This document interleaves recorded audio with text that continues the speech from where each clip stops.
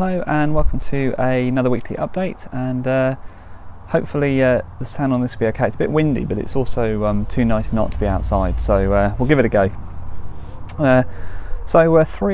Three things I want to bring to your attention this week, and they're all new features into Teams, which is exciting. And the first of these is it's a blog post I put out earlier today. And it's about a new feature in Teams, specifically around Do Not Disturb. So Do Not Disturb status has been in Teams for a while, and I like it. I think any developer likes it. You know what it's like as a developer. Sometimes you just want to get into the zone, get into the flow, and get some actual work done. And DND is really good for that.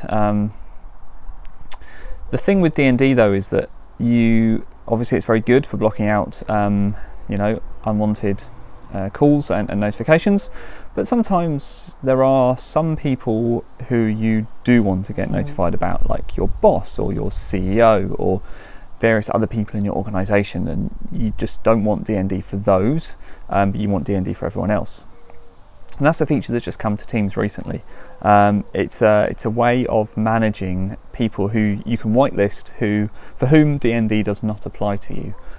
It's called Priority Access. So the idea is you set up people and you say these people have priority access, so even if I'm DND, show me their show me when they mention me, show any IMs and calls. So as a developer, that's really useful for me. It means I can use DND without having the fear that I'm blocking somebody really important. So that's good to see. That's out now. That's generally available. There's some screenshots in the blog post about how to turn that on, how to set it up. So that's all good. The next interesting thing is another feature that's come to Teams, which is inline message translation. Now, I've talked about this before, specifically around the context of Microsoft and the things Microsoft are doing with AI, and this is one of those things where loads of months and years of research, many years of research in translation and machine translation has led Microsoft to this point where they can now just drop in like inline message translation to all tenants everywhere for free and have it be a thing that just works, which is incredible if you think about it. Even 3 years ago, that would have been headline making, and it represents a really powerful capability in Teams now, for people who work across different countries within the same team, and for whom English is not the native language, but also for whom there is not one single language amongst a team. The ability to see someone's message, right click it,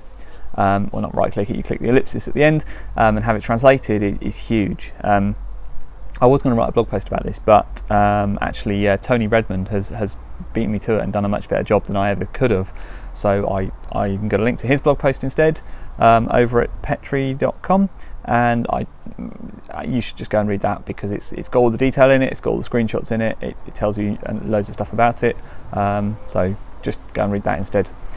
I mean, that would by itself normally that would be grounds for an entire podcast. Inline message translation from God knows how many different languages. It's incredible. Brought into Teams for free, just dropped in like that.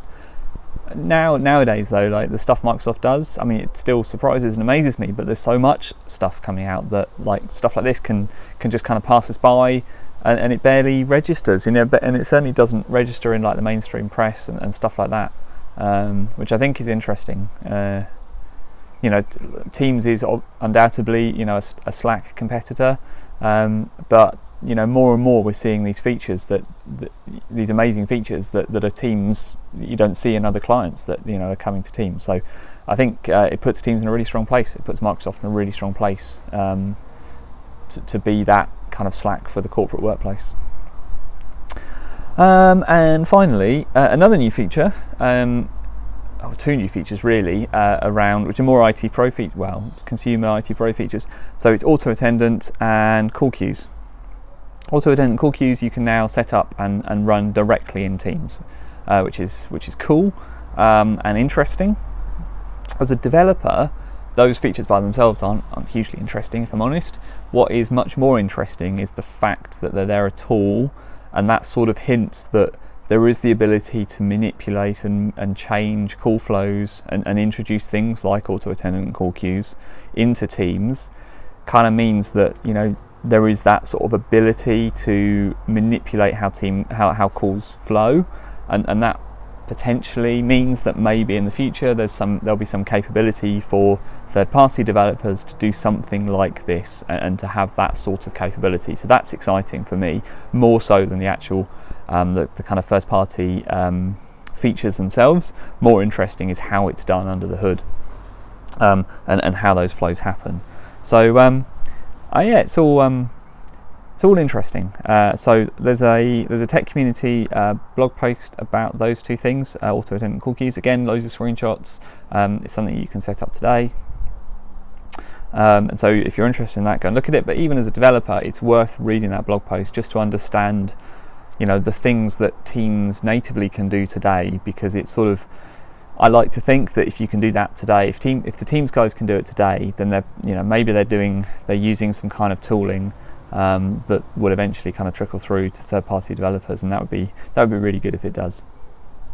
All right, so 3 new features into Microsoft Teams that I'm talking about this week.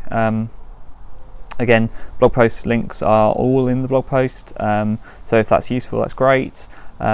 Just reminder as well, I'm on LinkedIn, Twitter.